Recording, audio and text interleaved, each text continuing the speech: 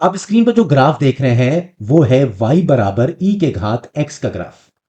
इस वीडियो में हम क्या करेंगे, हम इसी ग्राफ के साथ खेलेंगे और इस खेल के अंत में आप कैलकुलस के एक सबसे मजेदार और रोचक टॉपिक को समझेंगे और जानेंगे कि क्यों e एक जादुई संख्या मानी जाती है। तो हम क्या करेंगे कि इस y बराबर e के घात x के ग्राफ पर अलग अलग बिंदुओं को लेंगे और देखेंगे कि उस बिंदु पर स्पर्श रेखा की ढाल यानी टेंजेंट का स्लोप क्या है और उस बिंदु पर अवकलज क्या होगा।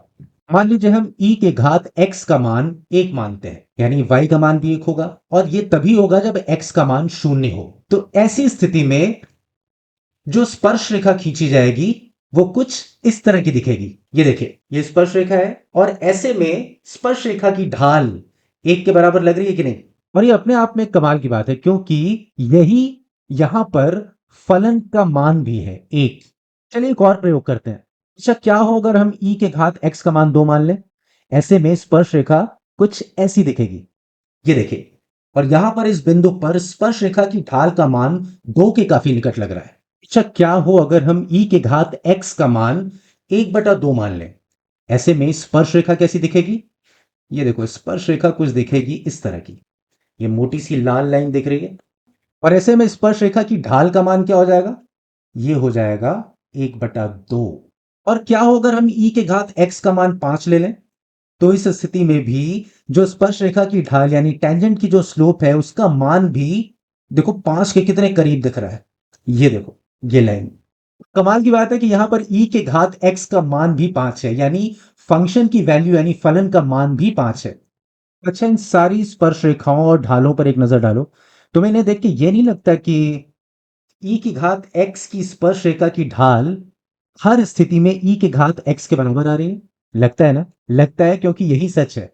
इसका सीधा सा अर्थ यही है कि अगर हमारे पास कोई फंक्शन है जहां पर fx बराबर e के घात x, तो ऐसे में इस फंक्शन का, इस फलन का जो अवकलज होगा उसका मान भी e के घात x ही होगा।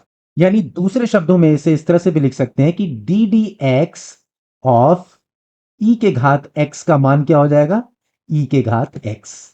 और ये है ना कमाल की बात, क्योंकि पिछले वीडियोस में हमने e को परिभाषित करने के दूसरे तरीके भी देखे थे और आज के इस वीडियो में हमने e की एक नई परिभाषा खोज ली जिसके अनुसार e वो संख्या है जिसके ऊपर अगर x घात लगा के एक फंक्शन बनाया जाए और उस फंक्शन का, जैसे यहां पर e के घात x लगाया गया, और उस फंक्शन का अगर हम अवकलज लें यानी डी डी एक्स लें तो उसका मान भी कितना आएगा, e के घात x।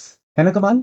और ठीक यही चीज हमने इस वक्र पर भी तो देखी है कि वक्र के किसी भी बिंदु पर y का मान स्पर्श रेखा की ढाल यानी टेंजेंट की स्लोप के बराबर ही आ रहा है।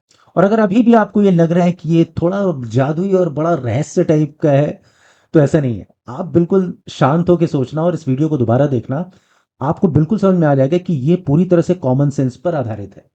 अच्छा, आप में से बहुत सारे लोग ये सोच रहे होंगे कि मैंने ये तो दिखा दिया इस ग्राफ में, इस वीडियो में, कि इससे आसानी से समझा कैसे जा सकता है, लेकिन अगर इसे सिद्ध करना हो तो वो कैसे होगा, मैं इसे सिद्ध भी करूंगा, लेकिन इसमें नहीं, किसी और वीडियो में।